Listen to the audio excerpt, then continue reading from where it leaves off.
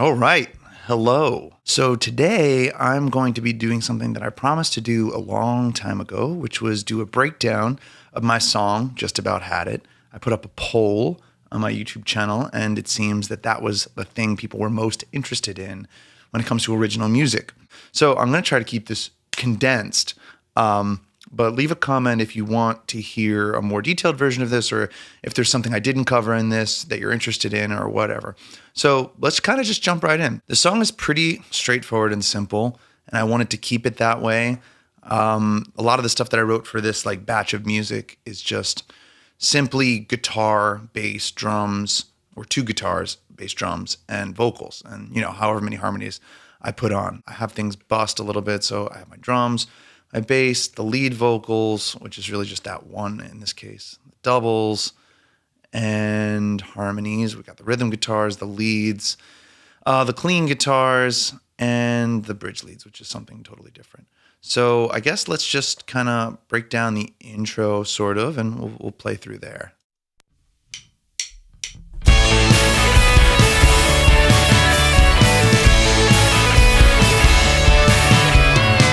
So if we start just by looking at the drums, there's not a lot because this was one of the first songs I recorded real drums with. So I was still kind of figuring that, and I didn't have a ton of mics. So as you can see, I only have a handful of mics. We have kick in, kick out, snare top, bottom, rack 1 and 2, and the 2 overheads and a room. I know that doesn't seem like, you might be like, that is a lot. But as far as drums go, you can really get carried away. And my setup now, it's 13 or 14 mics. So I'm learning, and I'm still doing stuff and tweaking things. But this was a very minimal, as far as drums go, setup. And I also used a trigger, as you can see, for a couple of these, slate trigger, which is awesome. I haven't been using it lately because, one, it doesn't work on this computer because I have it set up on the other computer.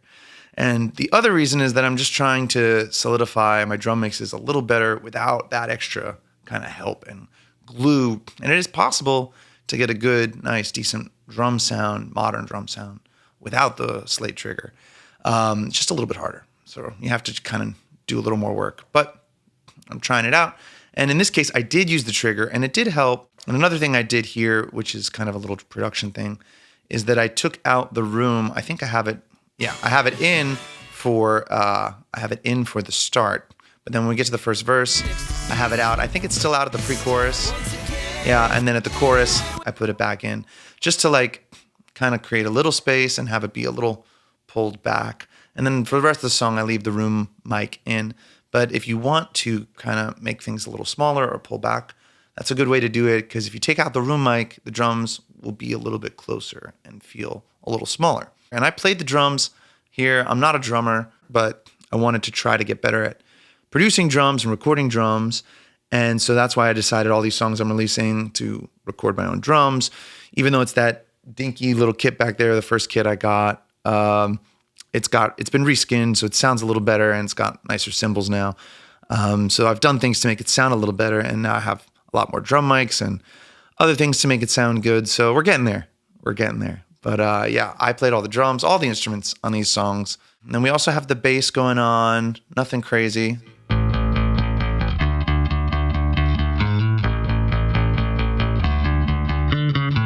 I kind of kept it simple there, and then this song, for the most part, is really just 2 chords, right? It's like A to D. So obviously things get crazier in the bridge, and there's other chords throughout, but for the most part, A to D, A to D. And there's a reason for that, because when I was writing this song, I think it was during lockdown a while ago, and I was listening to Manic Monday by Prince, and written by Prince. It's by the Bangles. And that song is also pretty much just 2 chords. And I think it's also A and D. So I'm like, all right, let me see if I can do this. And then this is kind of what came out of that. Not really anything like that song, but it's cool. And I do that a lot. I try to get inspiration from a song, or just pick something out of a song to kind of go off of, whether it's the chord progression or instrumentation or arrangement or something. It's kind of the same thing, but you know what I mean. So that's a good exercise to do because if you can just take an example of another song that you like and then kind of make your own thing out of it, it almost always becomes its own thing. It very rarely is reminiscent of the starting point. In fact, no one has told me that this song reminds them of that song, but they've given me so many other ones. They've given me like Arctic Monkeys and Oddly, and what else was there? Like Men at Work and so a whole bunch of other different artists that it reminded people of. But not one for the actual one it was inspired by. So it's always interesting to find that. And then as far as the guitars go, that was another thing. Like I said, it was just 2 chords to start with, and I was strumming on an acoustic when I was writing this. So I didn't really have any guitar parts, and that's kind of a thing I struggle with a lot of my songs is that I'll either write them on the piano or I'll write them on acoustic guitar, and I'm not really thinking guitar parts. I'm thinking I'm thinking more song writing and structure. So when it comes to writing guitar parts, then I'm like, oh, well, what do I do? Like I have the chords. Do I want to make it chordy or do I want to make it leady? You know, so many things to think about. So in this case, I had 2 things. The rhythm guitar is kind of leady, right? Like it's a riff. It's still based around those 2 chords, but it's clearly a riff. And then we also have a lead in the intro. No, just kidding. Here we go.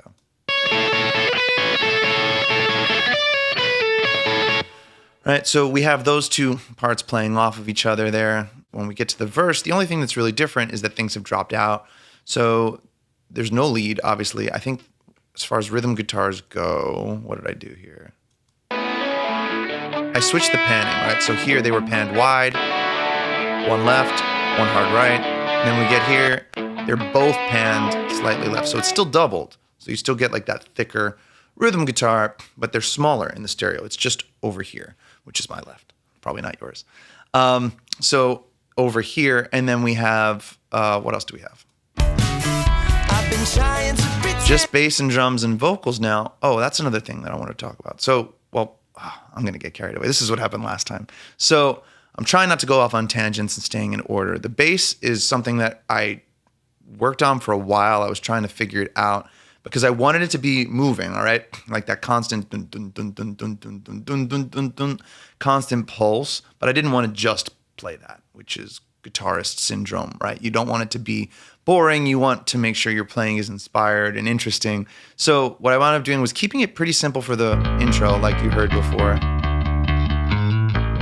Right? And then that da-da, that leading tone kind of thing that I did for both chords, right? The G sharp to A, C sharp to D. I kept that in here, but just did a little more.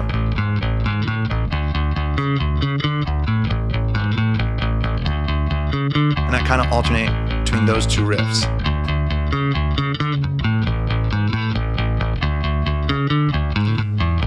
So I like it, made it a little more interesting, and it was just more fun to play. And it's still spicing it up a little bit more than it would be just to do A to D, A to D, which is the challenge sometimes when you write chords specifically, or rather when you write songs specifically with simple chord structures. You know, they have to be interesting somehow, and the chords are not, and at least as far as we've gotten so far. We just have 2 chords. So you have to think arrangement-wise and instrument-wise and playing-wise and all these things about how you're going to make something that on paper is pretty simple, interesting. At least that's how I think. So that's pretty much it for the verse, at least this verse.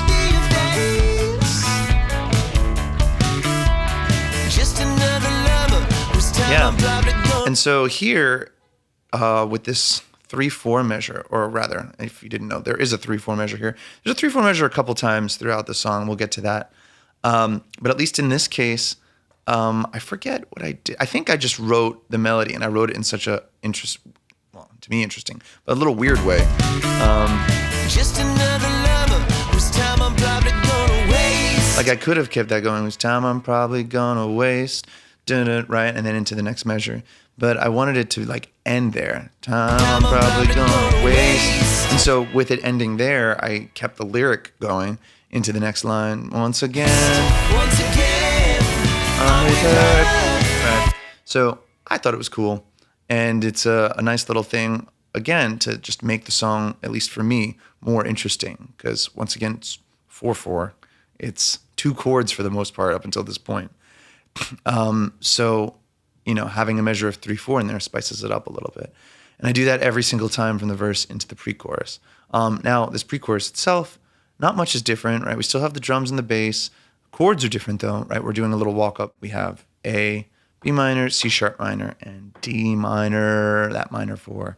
Use it a lot. And the only thing differently that I did arrangement-wise is I added another guitar part.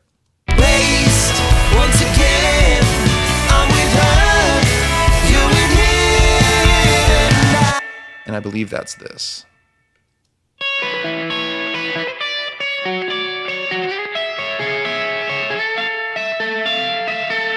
And that is doubled on the same guitar. And that's another thing too that you want to think about when you're writing for two guitars is that you want to think of the range of the guitar, right? So not only is this in a different spot than this one is, that's much lower, right? That's at the very bottom of the neck. And this you can hear is at the kind of top of the neck. So you want to give space. You don't always have to do that, but if you're writing two guitar parts, you don't want them to clash or overlap in frequencies. It's just going to muddy things up in a way that you don't need, right? Sometimes it's cool, especially if you're harmonizing a guitar part, which you'll see later. Those often have to be close, especially if it's a lead.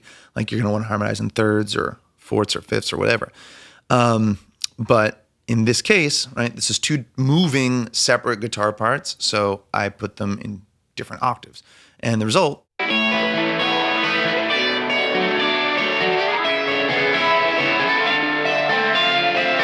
right, it's pretty interesting texture. I love a clean guitar against a slightly dirtier guitar. It's something I like to do a lot. And especially that kind of configuration, lower on the neck with higher on the neck, I do that a lot too. So all we're doing there is just playing the chords. This one is just playing them, walking up the neck, like second fret, third fret, or fourth fret, third position, whatever. And then to the D minor. And then this is just higher on the neck, doing those same chords. I think that's starting at like the D shape A, so like 9th fret, C sharp. I think that's where that is. So that's all we're doing there. And another thing too that I wanted to talk about is this rhythm guitar itself. I wanted a little extra on it. Yeah, I think it's there. Or no, maybe it's not there, but it's here, yeah. Yeah, you can hear that phaser, that effect, and I love that. That's my favorite pedal. That's the Phase 90, the MXR, I believe, that orange pedal. You've seen it probably a million times. But anyway, that's that pedal, and it's on my pedal board, and I recorded that into Logic. And I think, what are we using here? Yeah, we're using Neural DSP. Oh, Rebea for this one. And then, what is this one? Corey Wong, probably? No, another Rebea. All right, two different Rebeas. All right, so anyway, that sound is like a big part of this song, and I love that sound, that pedal. So I use that throughout here on the rhythm guitar. I tried not to use it on the other parts too much so it wouldn't be like overdone. All right, let's look at the chorus.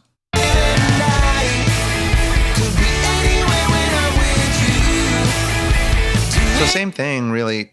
The only things differently that I'm doing here are arrangement-wise of the guitar. And obviously the drum parts are like sort of changing, but you know, there's nothing too crazy about them.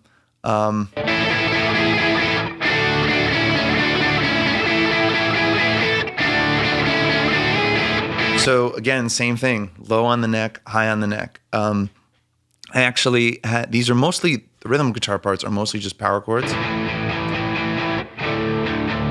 At least here. And I put the fifth on the bottom there for that D chord, right? So you have like A, D, A. Sounds really heavy and chunky. Originally it was different. If we skip ahead a little bit to, I think it's this chorus. Yeah, you can hear it's different there. And I think the only reason why that's still there is that I forgot to change it. No, I did forget something else in the song, which I will tell you about in a minute. But that one I did keep at the end because I did like it. But the reason I took it out everywhere else is because I thought it was just, like I was talking about before, too much clashing frequencies, right? Because what I'm playing there is basically thirds, or like I think I was playing a full chords, like root, third, fifth at times, right in a row on the guitar. And it was just feeling a little muddy. So I just decided to keep it a little more open. And obviously power chords are still somewhat close intervals, but they're fifths. You don't have the third in between. So just a little less muddy. So I made the rhythm guitar part in the choruses power chords, except for that last one. I kept that because I liked it and it was so cool. And again, higher up on the neck for the other part, the other lead, we have.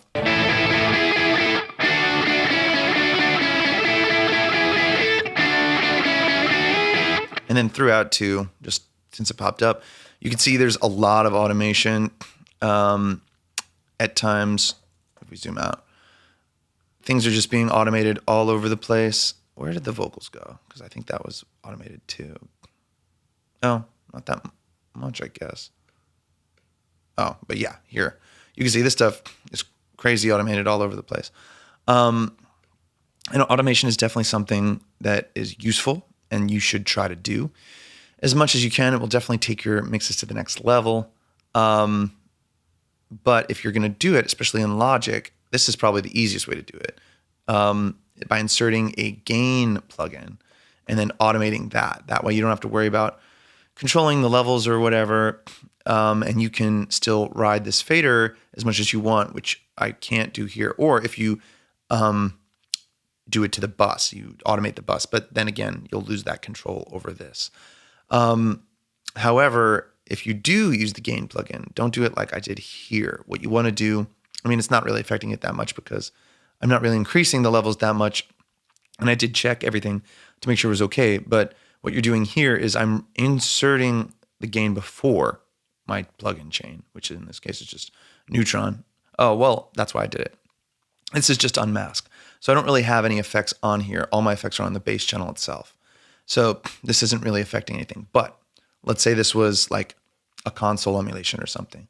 By putting the gain beforehand, I'm now driving that console plugin harder. So everything that I do in there, the EQ, the compression, if it's a multi-effect or whatever, is now being driven harder by more volume. And that could possibly affect how that plugin works and sounds. So it's something you want to take into consideration.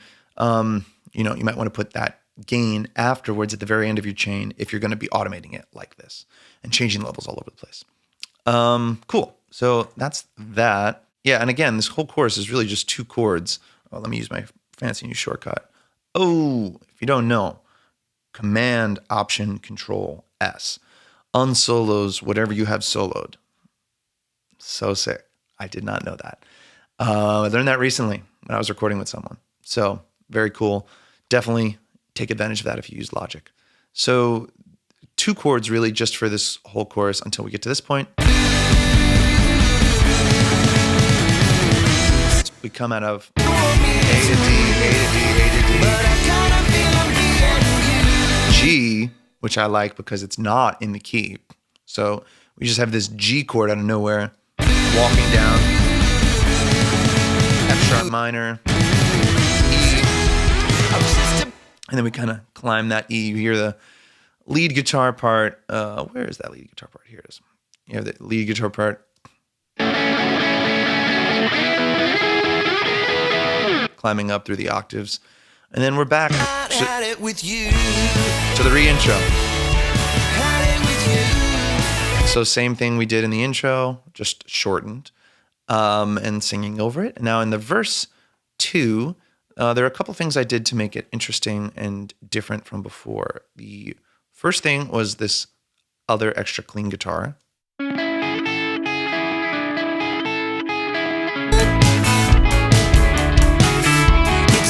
Really like that. And again, it plays to the same thing, different ranges of the guitar. We have our main riff still going, but now this is much higher on the neck and clean. So a different, not only different range, but a different tonality. And I think I also added some harmonies here and there. You're the best I've never had. You narrate my insomnia. And it's a nice little lower harmony, which I like that. I think I put a higher one there too, but I love the lower one. The lower one is the one I wanted there. Yeah, let's see what we got. Narrate my insomnia. Yeah, we have that high. I have that up there, but the lower one is that's the cute one. That's the real pretty one. And I did this kind of every other. So that's what another thing I like to do is if I'm adding something, I don't want to do it every time or too much. So first line of the verse is still the same as it was before. Second line has the harmony, and only at the end of the line. And then third line, same as everything else. Well, actually, the melody is different. So again, another thing I did there to like kind of make it different. The second verse, we have a different melody, but that arrangement-wise, at least at that point, is still the same, except for that new guitar part, which just came in at that point. And then the fourth time, more harmonies. And then again, 3/4 measure. Now we're back to the pre-chorus. I don't think there's anything different here. Is there harmony the first time? Yeah, there was.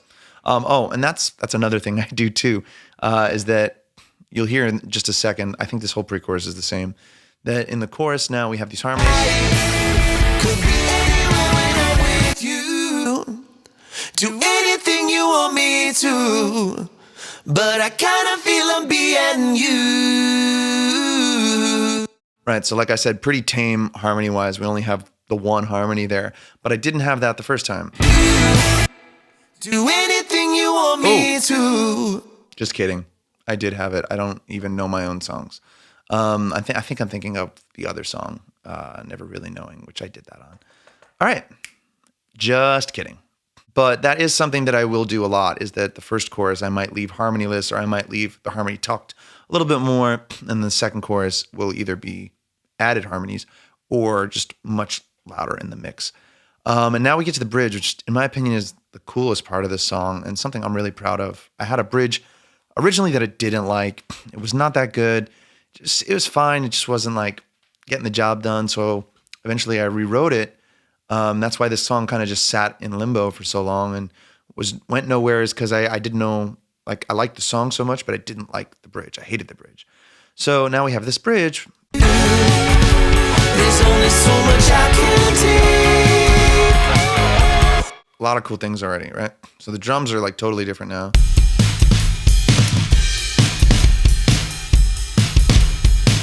And my favorite part here. Nice little halftime feel. Again, I'm not a drummer, but I do love a nice little halftime feel. So drums, totally different now. And then we also have, obviously, the chord structure is like totally different. Where's my rhythm guitar?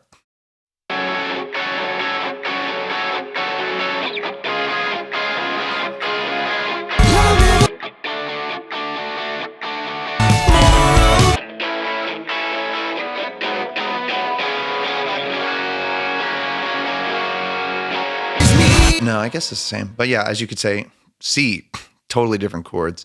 And then a couple of really cool things here that I like.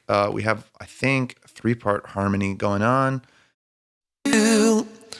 There's only so much I can take. So sometimes it's 3 parts. I've never met someone. Sometimes it's 2 parts. More opaque. I think those are both 2, and now. Maybe the problem is me. See, I didn't mean to come in between you and him. Ooh, that is cool. Love that. And the other really cool thing here that I love are these bridge leads, which is like very Queen inspired. Here we go. I'll just.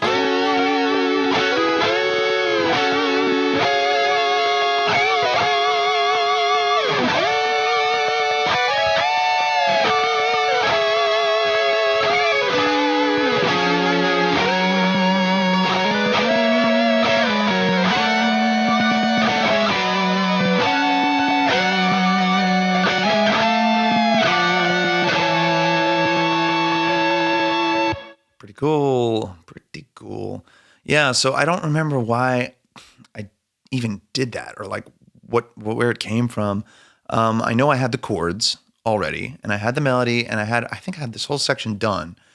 But it just needed something, and I think I started fooling around, like had that one of the parts. It was probably Is this the center one? It's probably that one.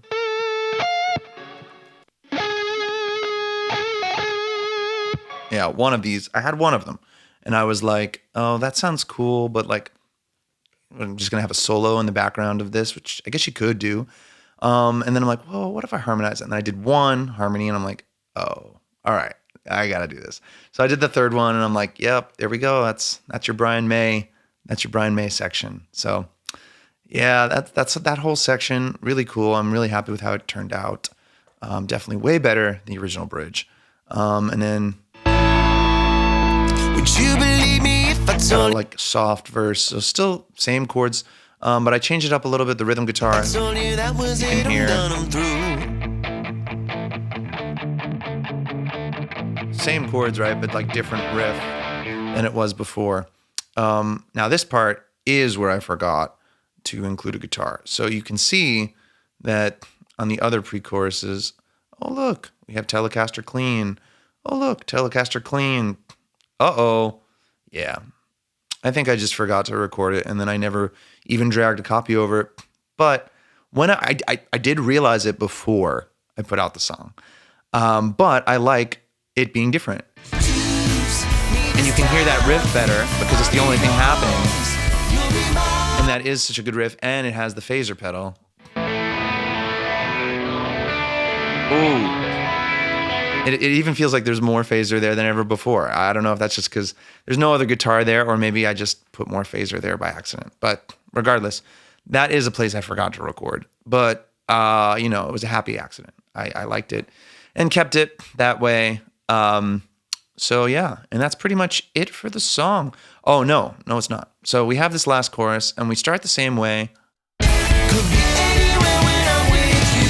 And we do the whole...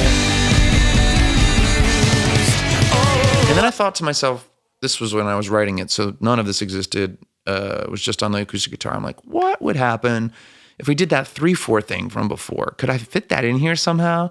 And I did, and I think it came out really cool. 2, 3, 4.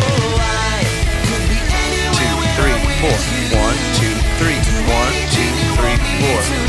4. Yeah, so I really like that. I think it's cool, and I sent it to a couple people, like the demo early on, and some of them were like, I thought I was having a stroke, but then I realized that you were just doing something different there. And I was like, yeah. So I don't know, maybe that was a sign that I shouldn't have done it, but I like it. So hopefully you guys like it too. And that's pretty much it. The song ends after that. I've just about had it with you. With that nice delay going on. And I left it that way because the other song that I released, Never Really Knowing, has a drum intro. And I wanted it to be kind of gapless, especially because these songs are in the same key and they're very similar instrumentally and sonically. So I wanted it to be gapless, and they are. So if you listen on Spotify and you listen to the EP or the single release, you'll hear that it's gapless. So that's pretty much it. I think I'm going to do one of these for Never Really Knowing. This is fun. I know this wasn't that condensed or concise. I did meander quite a bit, but I'll probably chop this up a little bit so it's at least palatable. Let me know if there's stuff I missed or stuff I glossed over or stuff I didn't include that you want in the next one. And yeah, I'll see you next time.